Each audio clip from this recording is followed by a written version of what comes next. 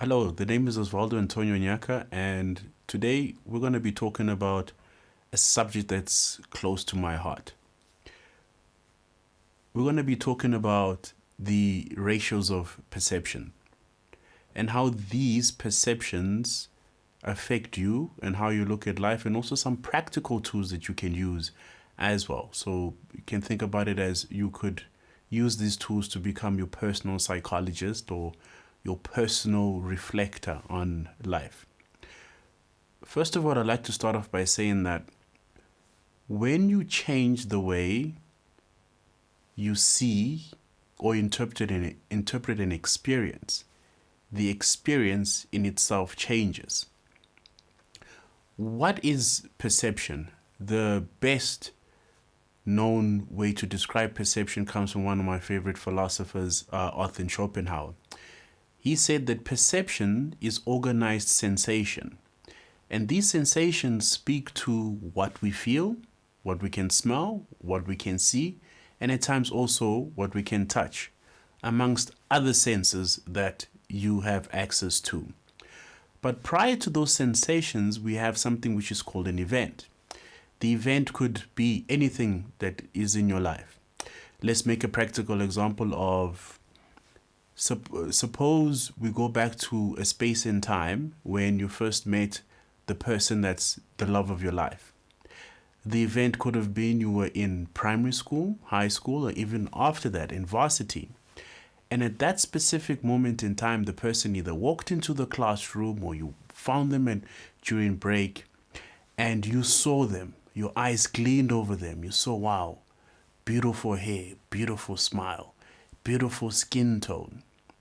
And all of that in that event gave rise to the sensations that you believed and interpreted that this is the person for me based on what they look.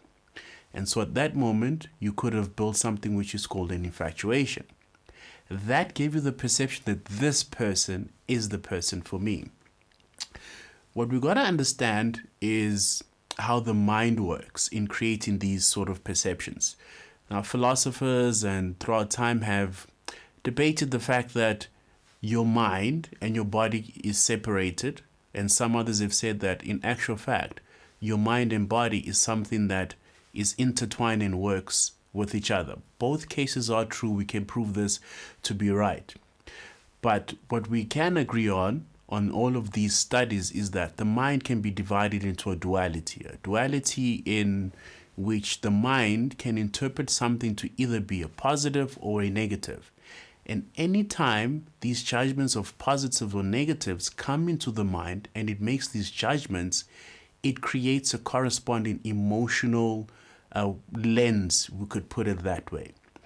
So that same event where you saw this person is perhaps the love of your life and you said, well, these are all the criteria in which this person meets the thing that I'm looking for at that specific place in time, created this positive emotion.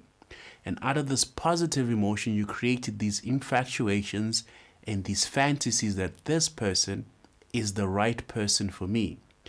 Outside of this event, this person will give me all the things in which I want in life. Now, throughout the days, maybe you got together with the person, you guys had a nice time, you got to know each other. Then after some time, the opposite of that person then started to come up. Some people refer to this as those red flags, but I love to label this as the corresponding or the complementary opposites of those fantasies, which is then the resentments that come up. Perhaps you find out that the joke that they told on the first day you saw them isn't as funny as it is now. Now you see that perhaps this person is sometimes moody and you sometimes can't handle that moodiness. So you start to see that over time, this person has that equal and opposite of the things that you infatuated with and built up this fantasy that this is the perfect person for me. And then you start to create these corresponding emotional responses to the person. You label the person toxic. Then you come in like, yo, yes, all the red flags that I ignored in the beginning. Why didn't I just listen to my mind when these red flags were telling me to stay away from this person? But what we need to understand is that with these ratios of perceptions, they are indivisible. So in other words, when you're perceiving all positive to this person, you create this overlapping infatuation that this person will live up to this fantasy that I'm creating. And the moment they don't live up to that fantasy, or perhaps you pick up the resentments, you create that negative charge that then creates this outcome or this outlook that this person is not serving me. I want to get away from this person, and me and this person don't see eye to eye. I don't see how my fantasies are going to come true because now you're in the pit. So anytime you put someone on a pedestal or the pit, you create these ratios of perceptions that are not aligned with each other and are separate from one another. So in other words, you try to seek the pleasure and avoid the pains that come with this person. And anytime you seek to avoid the pain and seek the pleasure, you're not getting the full experience of the essence of who that person is. How do you transcend these emotions? The best way to transcend these emotions is to actually equilibrate these opposite ends. Carl Jung, as you know, his famous work now is something that is coming to the floor, or should I say something that is becoming famous when he talks about the shadow work. It's something that society now is starting to accept more and more. And in his shadow works, he goes into details about how you take the shadow self of yourself, or the negative part of yourself, or the negative part of someone else, and you integrate that and it becomes a part of who you are. But in the shadow work, what you'll find is the very thing that creates the shadow is the very thing that is the opposite of what creates the light. So anytime you shine a light on something, you see that the corresponding shadow comes along with that. So what that means in the shadow work, what you're doing is you're integrating opposite ends.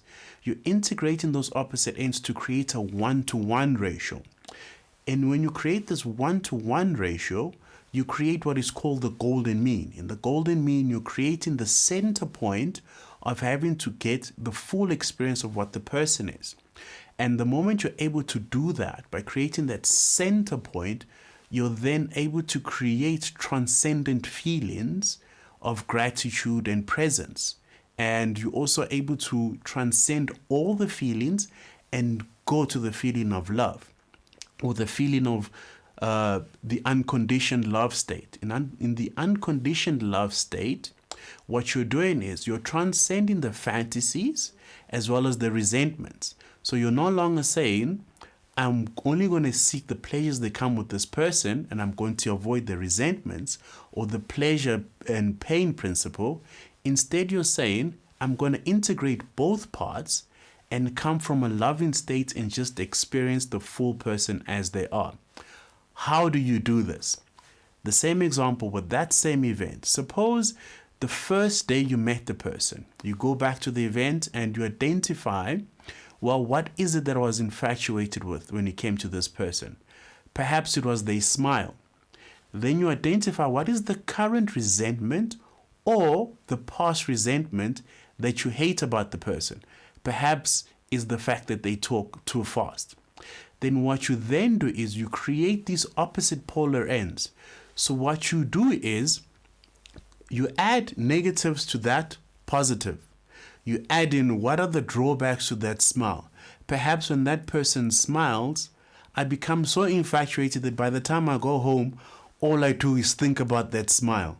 I forget to eat. I forget to interact with everyone at home because all I'm doing is thinking about that person's smile.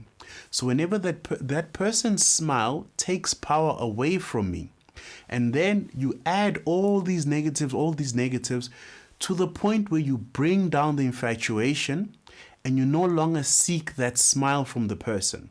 Then you do the same thing on the opposite spectrum, but this time what we do is we add positives to the negatives. So the thing that you resented about the person, perhaps they speak too fast. Find out what are the benefits of that person speaking fast.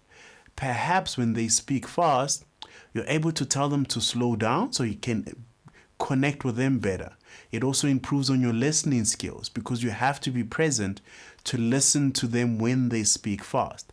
By stacking up the benefits to that, then you're calming down the resentment, or should I say, you are now adding the benefits to it so that you rise up in your perception of what is good when it comes to that. Then the moment you're able to do that and integrate these polar opposites, where the pain is equal to the pleasure, you're no longer starting to seek one without the other.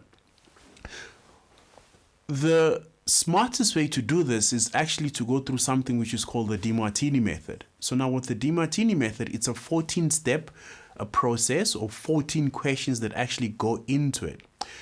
With that method, what you're able to do is to actually center these polar opposite ends by actually seeing when the person was smiling, where the negative was at that exact same moment, and when the person was demonstrating that they're speaking fast, where the equal and opposite of that was. So you're then able to integrate these two polar opposites, and you're able to then collapse the emotions.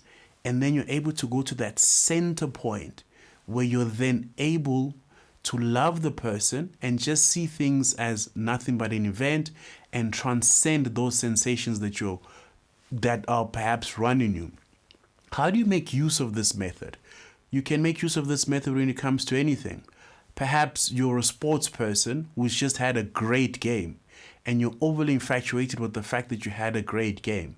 What you want to do is to go in there and find the drawbacks to that game. Perhaps you missed a tackle. Perhaps during the game you didn't get along with a teammate when you could have passed the ball to them. Because what tends to happen is if you're able to calm yourself down, you're no longer infatuated by that specific performance in that game, which could hinder your next performance. And now you're overly infatuated with wanting to repeat the same level of performance that you did now. And now you're trying to change what's in reality, because it's not every time that you're going to have a great game. You can use the opposite thing for when you do have a bad game. Find out the benefits to having a bad performance or a bad game. When you have a bad performance, it's a learning curve where you learn that this is where my capacities are as a football player or as a sports person. These are where my skills can take me only this far. Perhaps I'm not such a good runner, so therefore I can't compete on being a runner on the field. I need to develop other skills. By finding those benefits to the bad moments and finding the drawbacks to the good moments, you're then able to balance out these ratios and perceptions, and you're able to be more centered and come from a more objective viewpoint. So remember that the moment you change the way you perceive something, the actual experience in itself changes as well.